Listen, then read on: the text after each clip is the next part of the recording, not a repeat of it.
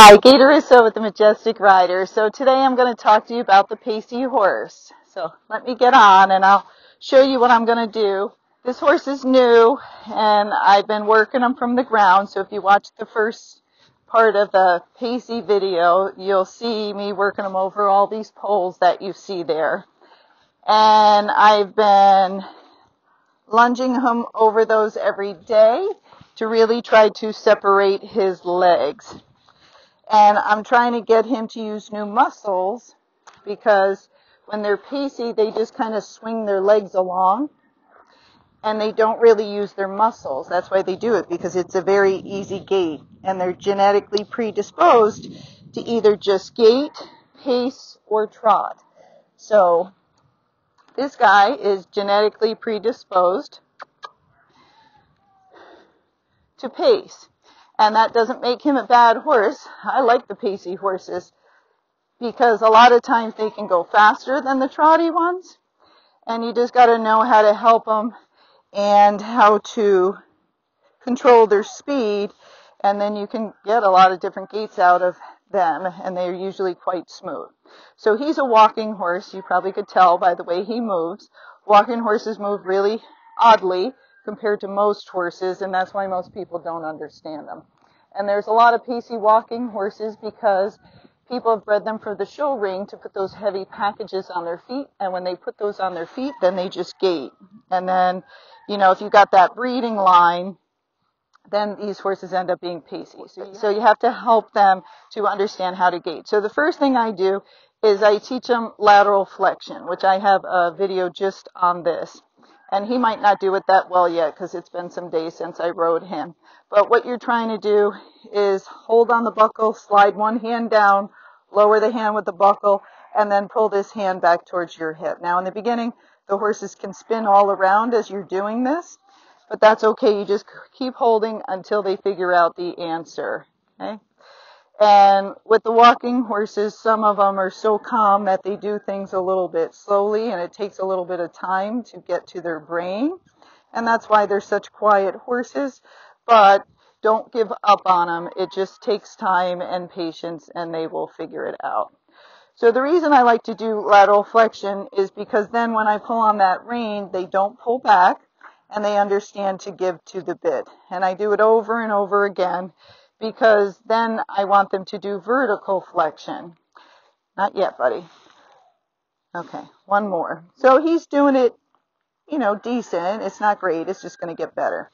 Once they can do that well, then I do vertical flexion where I pick up on one rein, start to do a little lateral flexion, pick up on the other, and when they drop their head, I drop the reins.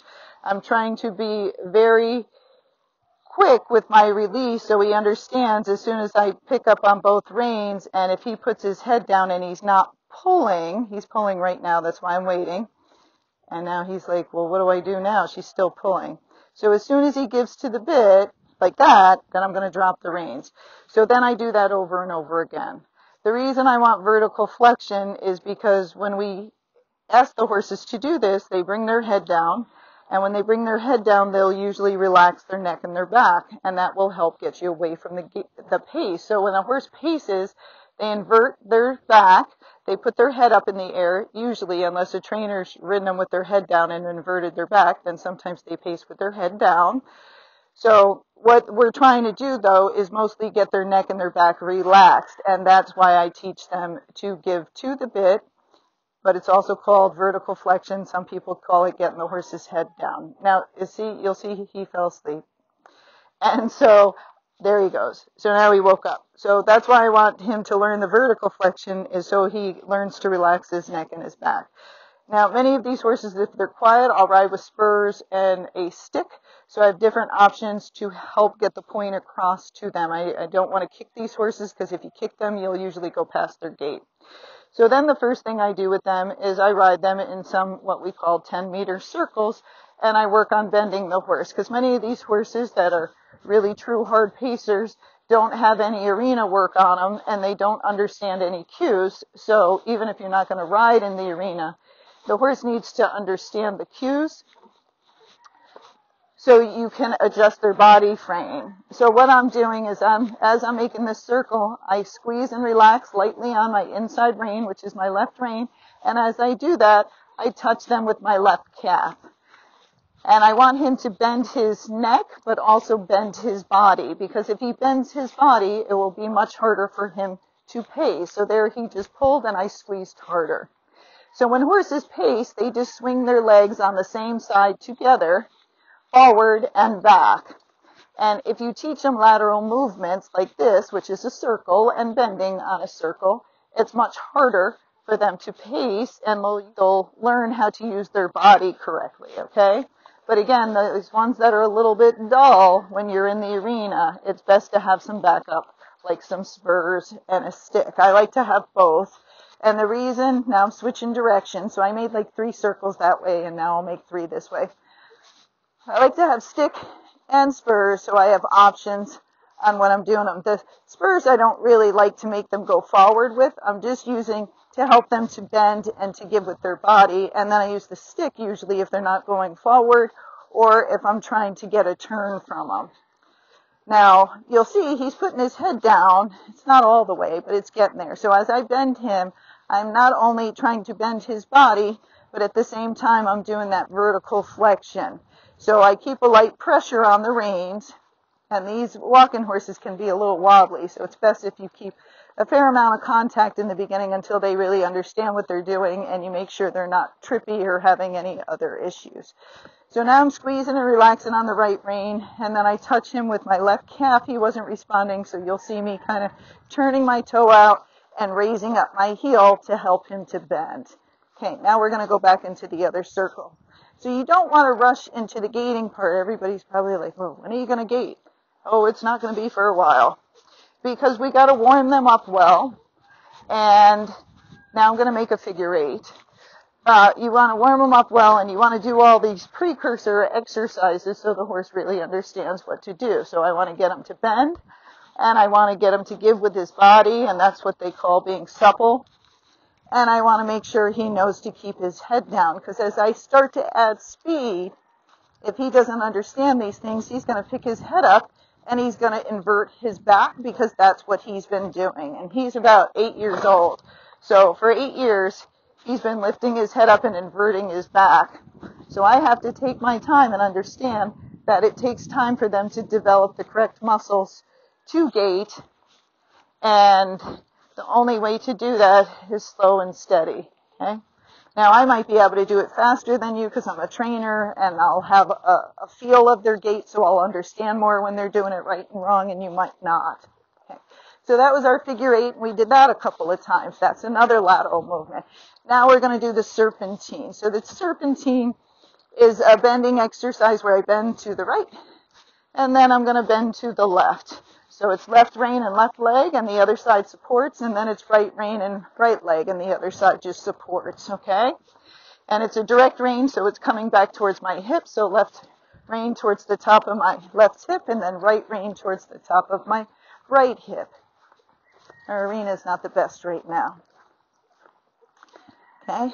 So now I'm going to do it coming back. So I'm doing all of this just at a regular walk, or what they might call a trail walk. Now, I don't want him so slow he falls asleep, because walking horses can fall asleep on their feet sometimes. So I don't want to be flat walking, but I'm walking with enough energy that he stays awake. Okay? So again, it's just a bending exercise, and I like to take a poop. I don't like to take a poop, but he likes to take a poop. So I like to do the serpentine a bunch of times too. Now, he's actually bending well, because he's doing much better and he's starting to understand this stuff. But he didn't in the beginning. He just leaned in like an airplane. Okay? So the sooner you fix the pace, the easier it'll be. But if your horse is 15 or 20 years old, you can still fix the pace, but you're going against 20 years of them doing that. Okay? So it's going to take longer. And the better the rider you are, the easier it will be. If you're not a good rider, then trying to fix the pace and learn how to ride and balance yourself can be quite difficult. So you still can do it. Do not give up. It's just going to take longer. So left rein, left leg, right rein, right leg. Okay? And I'm just doing that back and forth. Now what I'm going to do is I'm still staying at my trail walk, but now I'm going to go out around the arena. Okay? So, and this is just an arena routine. I have it written down, so if you need it, you let me know. And what we're doing is he's falling asleep again, is we're trying to walk with enough energy that he stays awake. And now we're doing bigger circles, which will be easier for him. And you're practicing keeping that horse's head down. And if you're like, how far should I keep it down? I recommend you try to keep their head down below the top of your saddle. So see my horn? We want to kind of keep it below that for now. Sorry, he's getting confused with what I'm doing. So that's better. Because when they're pacey, the lower you get their head, the more they're going to relax that back. But you have to be careful. If you had one that's trippy or very heavy on their front end, if their head gets too low, they can fall asleep more or they can become trippier. So I'm bending him as I'm making this circle. So even though I'm talking to you, it's left rein and left leg as I'm trying to bend him. And I usually make 3 to 6 circles around the arena. So I make one at each end and one in the middle. But our arena right now is a mess, so I'm just going to make one in the middle and then one back at the same end, okay? But you're trying to make 3 to 6 circles. Talk to me. So we're bending around it and we're staying at a walk. All right. So the whole point with these circles is getting the horse to bend its body. We're trying to keep his head down and we're trying to relax his back. So every time he starts to lower his head, I'm going to give with my hands. Now, I can't help him well if I'm riding on a rein like this. And my footing in this arena is bad right now because we've had rains. So you'll see his head starts going up. So how's he supposed to know to put it down? And especially if they're pacey, they can get trippy if you don't have contact and you're not reminding them and helping them. So until you get them out of the pace, keep your reins short. You don't want them to trip and fall on you. Okay? Now, every time I'm walking around the arena, the other thing I'm doing is trying to keep this horse straight. So I bend him around the circles, but the other part, keep that horse walking straight because many horses cannot walk in a straight line, especially the walking horses tend to wobble back and forth, especially as they go slow. And you want to practice staying off of the arena fence if you can steer well enough and practice keeping that horse straight right in between your hands and your legs. Okay? Now his head's gone up a little bit as I was talking, so I just applied a little bit more pressure, which means I squeezed my hands tight. And then when he lowered his head, I loosened up. Okay? So now what we're going to do is we've made our circles, and he's done those pretty well. And you'll be like, are you going to gait now? Nope, not going to gait now. I'm going to do some more lateral work. So now I'm going to do a leg yield. And when I do a leg yield, it means I'm walking forward and sideways at the same time. I had to wake him up a little bit. He was falling asleep. So as I get up here, you go down what's called the quarter line of the arena. Your hands go the direction you want the horse to go. So both hands go over this direction. And then I push with my inside leg. So that's my left leg. And I push it on and off. Okay? So I'm trying to teach my horse that when I put my hands that direction and just put on one leg, that they're supposed to move sideways away from the leg. As I do it, I'm going to take my opposite leg off. So as I turn down this quarter line, I'm going to take my right leg off. That's my outside leg, the one towards the outside of the arena, and I'm going to bring my hands towards the fence and press on and off with my inside leg, the left leg. So we're trying to get the horse to slowly move over, but to do it with his body staying pretty straight. I don't want his shoulders to go first or his hindquarters to go first. And we're going to do that a couple times so we're sure the horse understands. Now, that's a very important exercise. If you have a rocky Kentucky mountain or a horse with a shorter gait, because when your horse paces, a lot of times you can just leg yield them and you can push the horse over and it'll get him out of the pace. Okay? So we're going to do it over here. So I usually do it anywhere from 4 to 6 times. If you're teaching the horse, you might have to do it a whole bunch of times. Okay? But again, we're staying at a walk. The horse has to be able to walk and not pace, which you see him doing. He's not pacing at this slow walk, but he did when I first started him. So you got to make sure that you can do everything at a walk before you start doing it at a gait. So if your horse just paces at a slow walk, you might have to do more groundwork and much more pull work to try to get them out of that pace. And you might even have to teach them to trot a little bit and do more cavaletti pulls. Okay? And that just means pulls that are closer together where you just have 3 to 4 of your footsteps in between, because that was making it much harder to pace through. And do it on the ground, because if they trip or fall, you don't want to be up there. Okay. So now we've done that a bunch of times, and he's done that pretty well. Okay. Now what I also like to teach him is shoulder in. Shoulder in will help you a lot with those shorter strided pacey horses. Because again, as you're going, if they start falling into the pace, you can just turn their shoulders and that usually gets them out of it. So it's a little left rein, your right rein supports, you turn your horse slightly in, and then you push it sideways. It's very hard movement, actually. This stick helps a lot because if their hindquarters coming in, I can tap them just like I did. Now, I've never done the shoulder in with him, so that was his first attempt, and that was quite good. Okay? This horse, even though he's pacey, is very athletic. Okay? Some are not so athletic, so it's harder. So I like to look across the diagonal of the arena, turn my shoulders like I'm going to go that way, push his shoulders off like I want him to go that way, and then I push with my inside leg. Okay?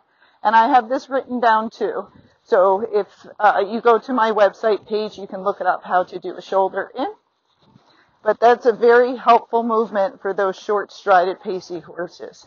Because you might be riding with your friends, they get a little fast, your horse gets a little pacey, and you want to bring its head down, round its back out, and then do a lateral movement like that to push that horse a little bit sideways. So anything that gets these horses not to move their legs on the same track, in other words, in a straight line, anything that turns them a little bit will usually get that horse to be less pacey. So you're trying to make sure with the pacey horses you get them really flexible. They understand what the cues mean, so they understand when you're using your reins and legs, what they're supposed to do with them. And they also understand a half halt, which is when you squeeze and relax on the rein. Because sometimes your horse is just pacing because you're going too fast. And if you half halt, squeeze and relax on the rein, but keep a light leg pressure, the horse will slow down and go back into its gait. Okay?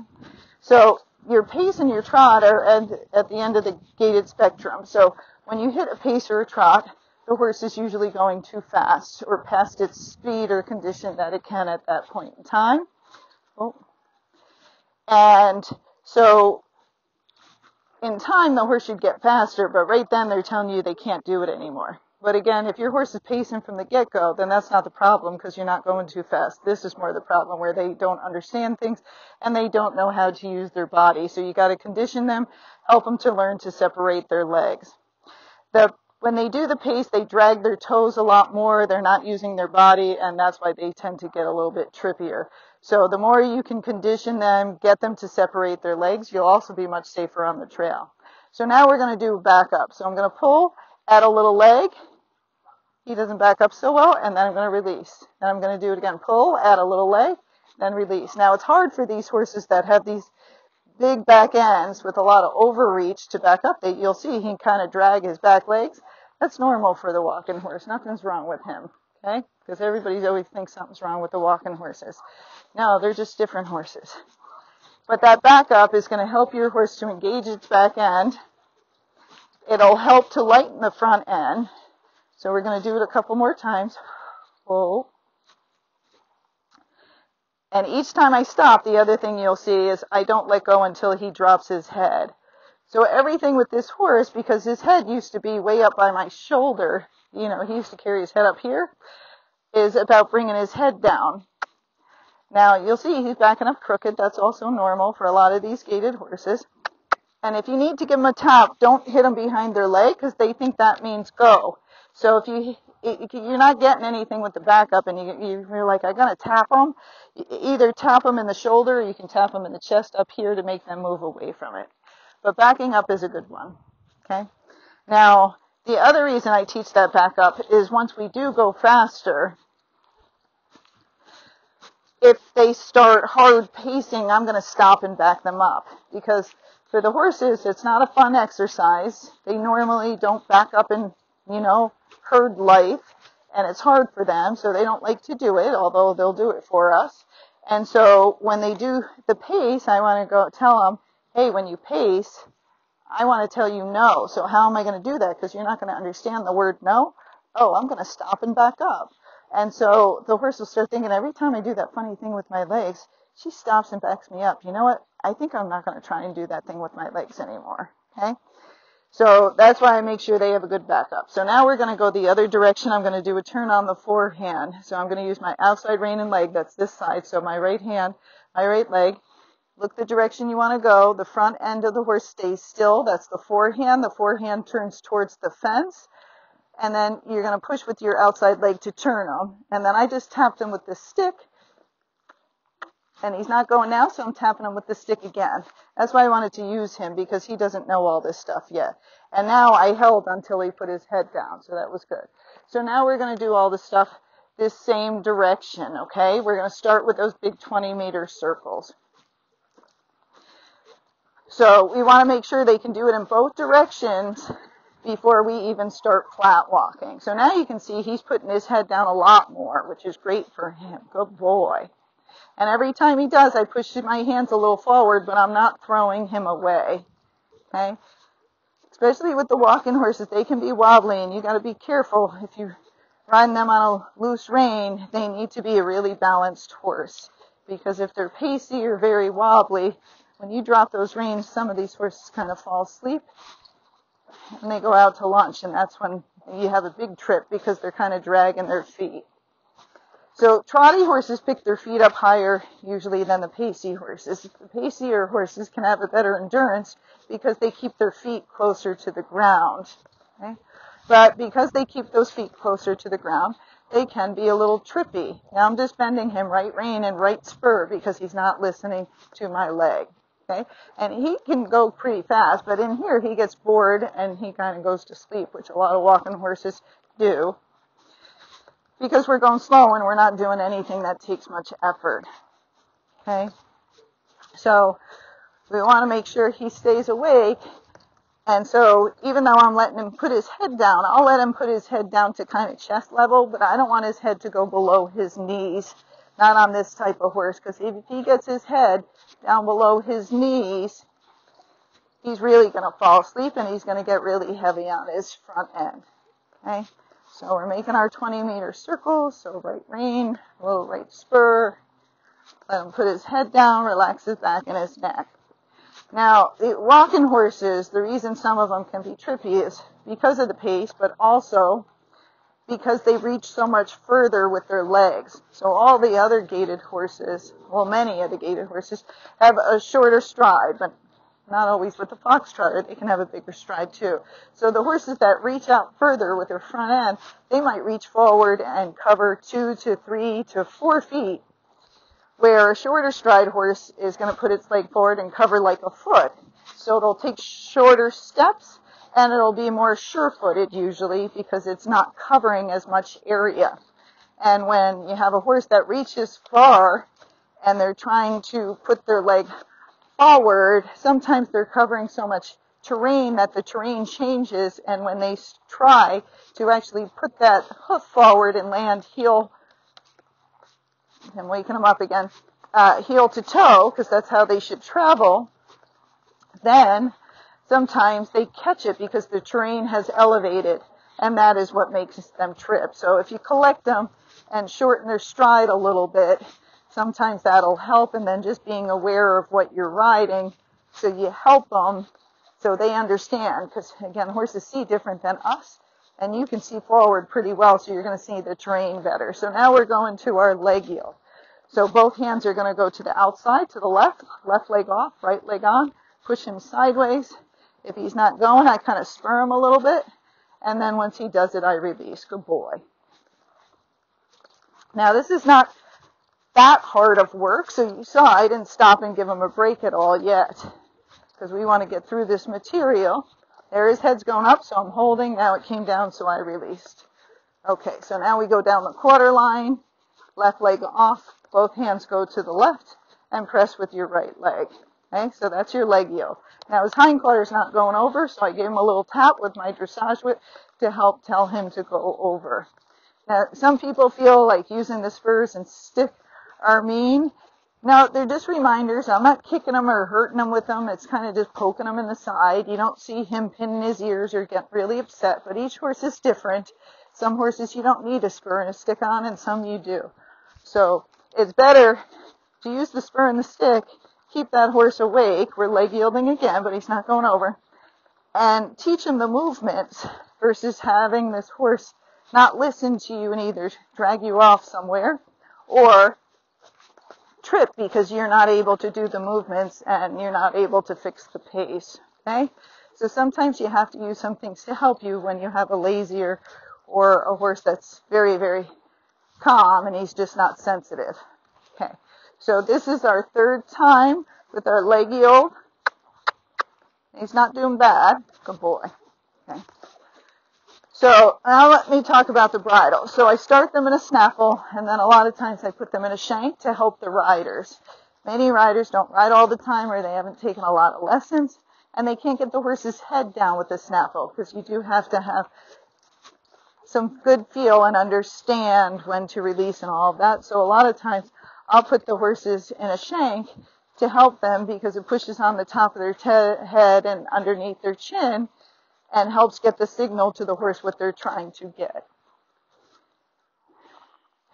Now, you can do all of this in a bitless bridle. You can do it all in a hackamore. You can do it in a halter if your horse is good.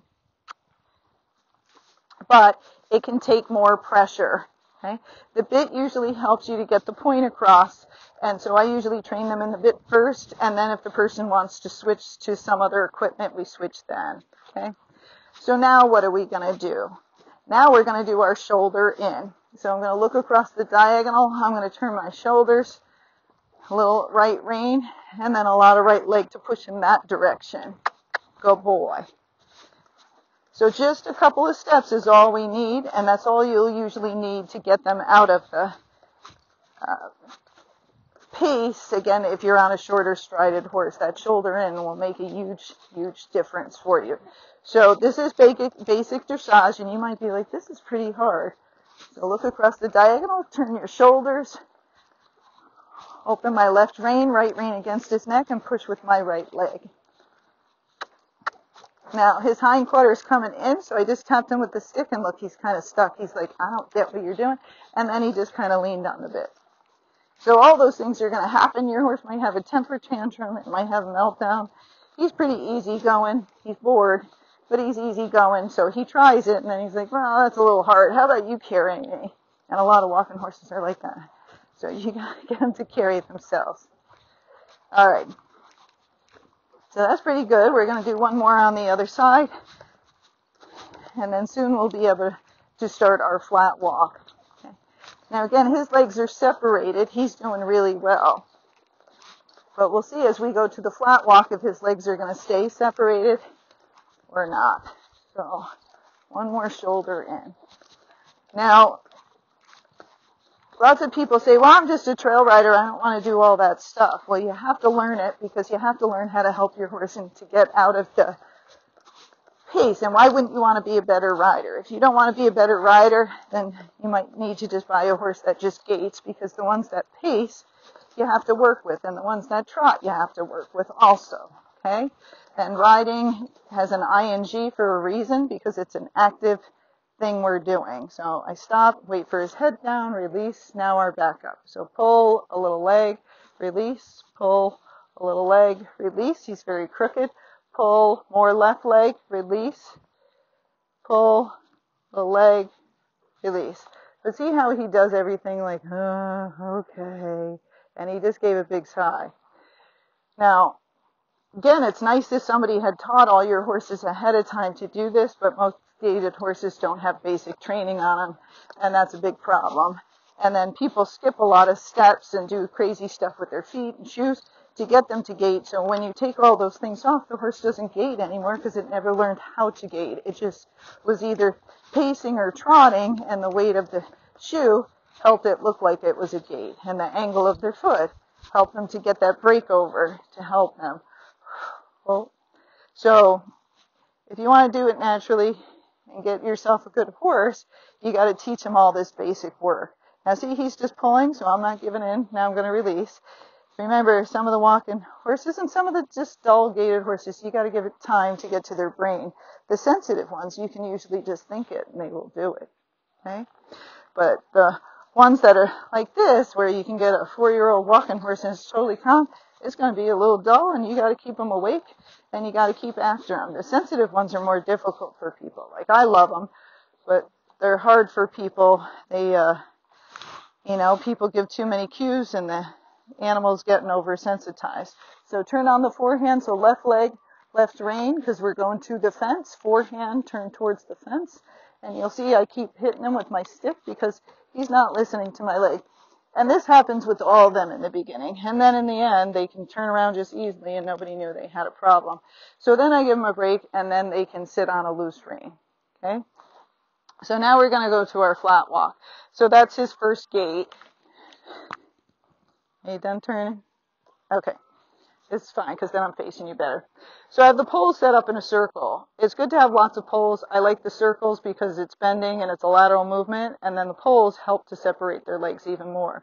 But again, do this on the ground first, because if you have a tripper, again, when you're riding it, it could trip and fall down. And if you have bad balance, you'll fall forward, knock the horse off its feet, and then you really will fall down. So we don't want you to get hurt. So always do it on the ground first. Make sure the horse can do it well before you start doing it up in the saddle. So we're going to start flat walking, and I'm going to flat walk for about 5 minutes. You choose a number if you haven't done any flat walking in the beginning, maybe just 2 or 3 minutes, okay? Because you're trying not to wear the horse out. You're trying to condition it, but not make it really sore. As I start going, if this horse starts pacing, I'm going to go right in the circle where all the poles are, and I am just going to gait over those poles, okay? And you can start with the poles just flat. You'll see some of my poles are up and some of mine are down because I'm trying to get the horses really thinking. But if you really have a tripper in the beginning and you're riding it, I would do it with the poles flat. So the pole will just move and it won't be as big a trip if it does trip on it, okay? So now we're going to start flat walking, okay? So what we're going to do is we're going to start in a big circle around you, because I'm going to use that circle to help bend him, to help it be a lateral movement, to hopefully help him to keep his legs separated. And this horse, when he's loose, because you should know what your horse does when it's loose, he mostly paces, he canters some, and then he will occasionally trot. So he does have a little bit of a trot in there. Okay? So if your horse can trot when it's loose, that's going to be easier to fix than the ones that just pace. Okay? All right. So our first gait in most of these gaited horses is going to be like a faster walk, and it's called a flat walk or a flat foot walk. So we're going to add leg. We're going to keep his head down. And with the walking horse, you're going to move back and forth in the saddle. With some of the other horses that have a shorter stride, you might not move back and forth as much. Okay? Now I'm trying to keep a little left bend, but he's not bending that great, and that's okay. Now again, this will be hard on them. Our footing's not very good.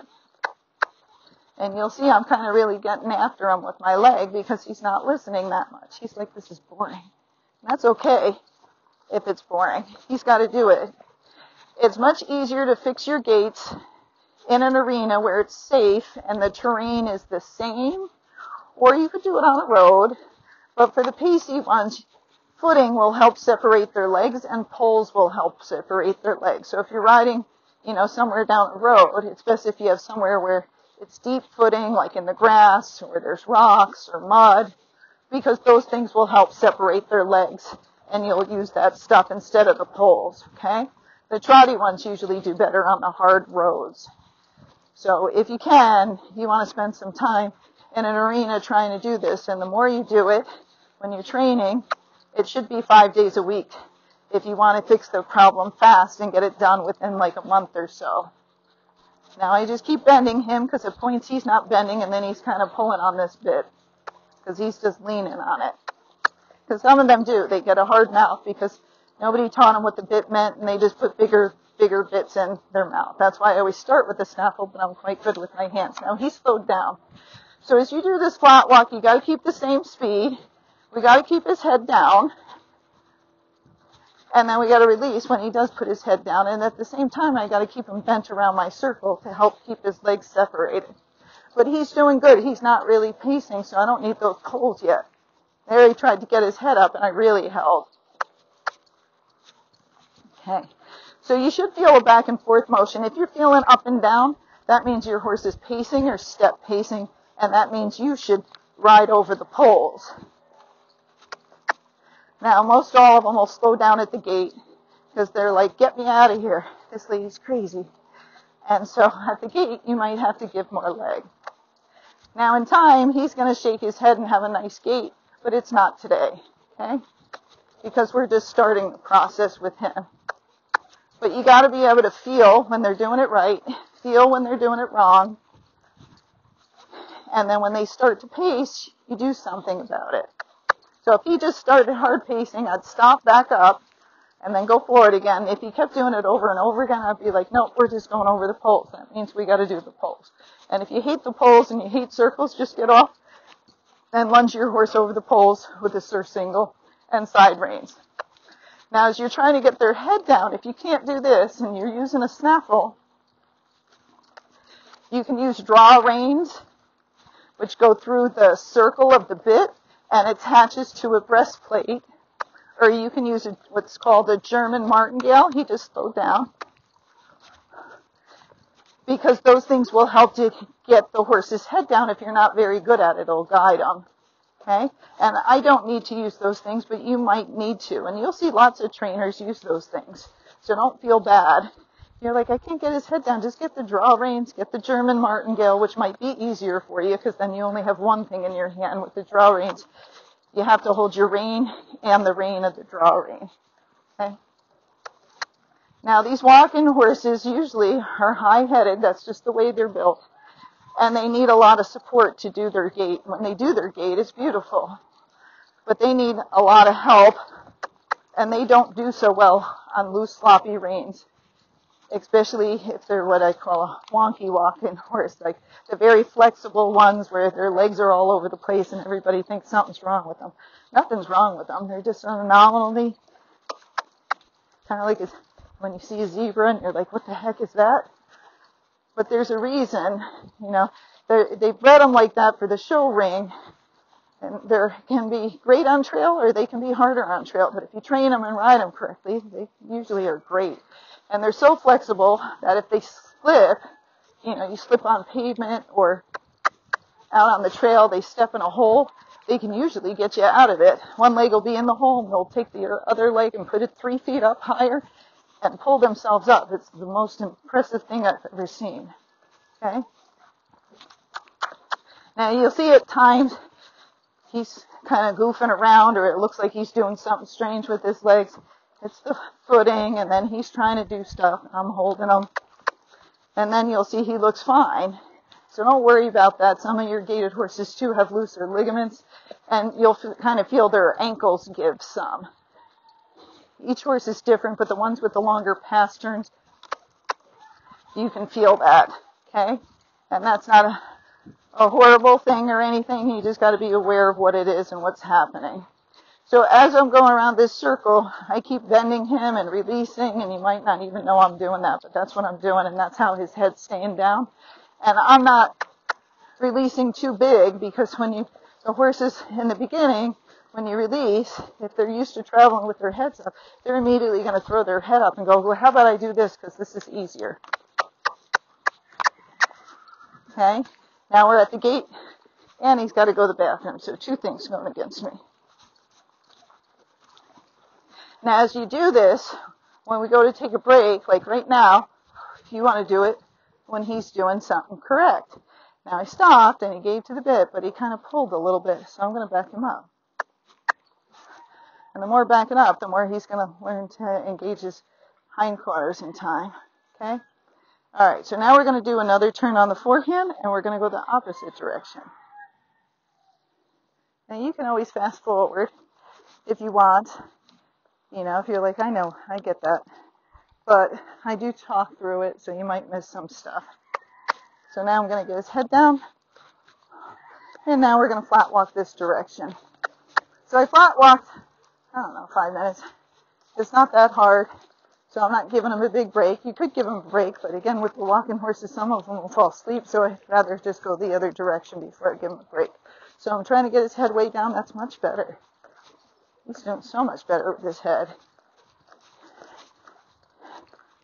Now there he just sped up on his own accord, and I pulled on him, because I'm like, no, okay? Because what he was going to do there was going to go up to a pace. He's like, why do this? How about I do this thing for you? And I'm like, no, don't do that. So we have to be able to tell them in our own way that you don't want them to do that. So I just held, and then I released when he went the correct speed that I want. Okay. Yeah. And he's trying it over and over again, which is great. That was the footing. Okay. So we want to keep his head down, and we want the rhythm of this gait to be 1, 2, 3, 4. 1, 2, 3, 4. 1, 2, 3, 4. Now, sometimes your horse is just changing speed, and that's why they're pacing. Okay? So you got to keep the same speed, and sometimes they're pacing because their head's up and they're inverted, and as soon as you get their head down, you're like, wow, he doesn't pace anymore. Okay? But other ones, they really need this work, and they need all that preliminary lateral work that I just showed you to help them with their bodies. Okay?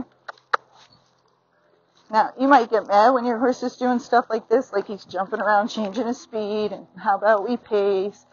But again, that's all he's known all his life, so I'm not getting mad. I just keep saying, nope, nope, nope. You just do what we want here. Okay? But there's many pacey horses out there, and some people really hate them. I don't always know why. But once you understand it and you help them and show them how to gait correctly, again, the pacey ones can be quite smooth. Now that's not the speed I want. He keeps speeding up a little bit, and I don't want it, but I keep asking him to slow down kind of in between. So your flat walk is not super fast, and it's not super slow. It's like 3 to 5 miles per hour, but the hard part is it's kind of an in-between speed, and so it's hard to do. You kind of have to keep half halting, squeezing and relaxing on the rein, and pushing with your leg, and you have to figure out where's that sweet spot, where's he going well with it. And if you can get it, again, you can stay on the outside of the poles. But if you can't get it, you will have to just ride over the poles or lunge them over the poles. Okay? It's hard. The horses that just gait, fully trained, of course, you're going to be more expensive, and a lot of people can't afford those horses. So then you got to do the training yourself. And that's when some people say, I hate gaited horses. They're so uncomfortable. And I go, oh, you probably had one that was pacing or trotting. Because if it was gaiting well, it's usually pretty comfortable. Okay? But somebody has to put the time in. You either have to pay a trainer or salesperson to get that horse that's already finished, or you have to do it yourself. And it might be frustrating at times, but no. If you do it yourself and you stick to it and you ride them or work them 5 days a week, you'll get there, okay? But if you try to do this 1 day a week, no, it's going to take years for your horse to stop pacing because it's not practicing it enough to remember anything, and it's not conditioning its muscles to hold the gait. So if you said, what's the least amount I could do it? I'd say 3 days a week, and I'd do 3 days in a row because then the horse is going to remember better. Not Monday, Wednesday, Friday, do Monday, Tuesday, Wednesday, or Friday, Saturday, Sunday. Okay. Now, he's still a little faster than I'd like. He's going more towards a running walk. And when you do these gaits in the beginning and your horse is pacey, all the gaits are going to be slower in the arena. So they might be able to do it faster out there and not be so pacey. But in here, they're going to be slower. So don't worry so much about speed. Just make sure it's faster than a trail walk and they're doing the correct thing. So he keeps cutting in.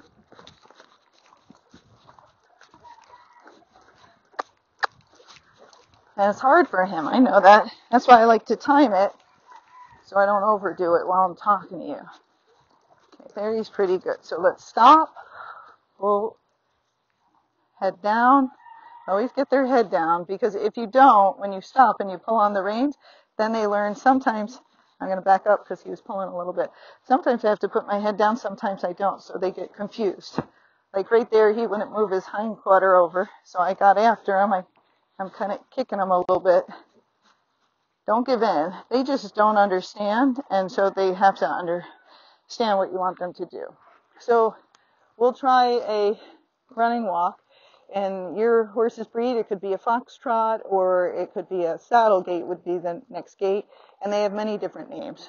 But as you do this, if you're on a foxtrotter and you want to do a foxtrot, that's going to be hard on a pacey horse. It'd be easier for you to get the saddle gait. And lots of people think they're foxtrotting or actually doing a saddle gait anyhow. But if you really want that foxtrot, then you really got to get that horse on that trotty side. So you want to do lots of cavaletti pulls with that horse. You want to see if he trots when he's loose. If he does, run him loose every day. Run him over these poles and get him trotting or cantering, anything that's kind of diagonal. But if your horse is pacey, it's much easier to get them to do a saddle gait. If your horse is trotty, it's much easier to get them to do a foxtrot. And a lot of horses are trotty out there. And you just have to realize that's the easier thing to do, is go towards the gait that your horse is more naturally inclined. But if you don't, you got to put the time in and the work. Okay. Now, when they do these things right, if you like to give cookies, you can give your horse cookies. If they're grabby, pushy, or you're a submissive person, then just scratches is much better because they're going to take advantage of you. All right. So let's go towards our running walk and see what happens. So see, as I ask him to go, he's like, doo-doo-doo. All right, but these make great horses for most people. So we got his head down. So we're always going to start with the head down and then go back to that first gait. So here's our flat walk. Now, I got the camera kind of by the poles, so I'll go through the poles, but you might not see me do all of them because of that, okay? And it's hard with the poles as they're spacing. Sometimes they'll chip in a step, and sometimes they'll reach out further. That's okay. You'd rather have them be safe and add a step than reach way out and catch their foot on it, okay? So when you're doing that next gait, again, if you're doing a flat walk and then going towards a running walk, you want the horse to keep walking, okay? And so then it's easier to do over the poles. But if you're doing a saddle gait, usually it's too hard to have this many poles and get them doing the saddle gait. So you might want to just have 4 poles, or you might want to just have 3 poles, or you might want to set them up on a long side instead, or just throw them around the arena so when your horse starts pacing, see, he tripped there. So you see how far I leaned back? I don't know if the camera got that.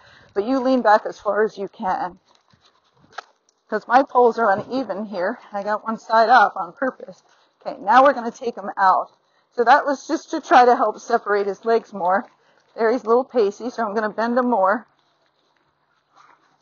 But if you're trying to do that saddle gait, again, the poles can be a little bit too much. And walking horses can also do a saddle gait. A lot of them can. But it's after their running walk. So I got to get his running walk first. If you get that saddle gait first, and you don't get that running walk, you're skipping over gaits. And so then as you go slower, that might cause the horse to pace. Because people go, when I go fast, he gaits just fine. But when I go slower, he paces. Why is that? It's because whoever trained him skipped over that. So they didn't learn how to do the slower gait correctly. Now he's doing pretty good, but you'll see I'm holding him a fair amount. Because if I don't, he falls apart. So for now, I have to use a lot of pressure. And again, since it's a snaffle, I'm going to take a poop break. Since it's a snaffle, I have to put a lot of pressure on it to get him to respond because he's a little bit dull and he kind of wants me to carry him around. So if you want to gait on a loose rein, in time you can, but you want to help them first because you'll get your gaits finished much faster versus I just flop the reins and he gaits 3 steps and then he starts pacing. And then you got to start over again. I'd rather show him what to do, help him in the beginning, and then as he gets better, I'm going to ask for more self-carriage and have him hold it. But I can't expect him to hold it that well when he hasn't developed the muscles for it, okay? Now I would like to go just a little slower than this, so I'm half holding on both reins, but there's no response here. So I'm just going to keep doing it. There we go. So sometimes as you slow down, they slow down too much. Sometimes as you ask for speed, they speed up too much. And you just keep asking them till you get the correct thing, and then that's when you're going to release on them. So if you're doing a flat walk and a running walk, their head should shake up and down. If it's not shaking up and down, you're doing something else, maybe a saddle gait, maybe a step pace. Okay? The foxtrot, you'll also have a head shake, so you'll know that's a signal you're doing the right thing. And if you're going towards a saddle gait and that horse is shaking its head, you usually need to figure out if it's foxtrotting or it's doing a running walk. And if you want that saddle gait, you're not going for a running walk because you have a Rocky or something. You need to go a little bit faster. Okay?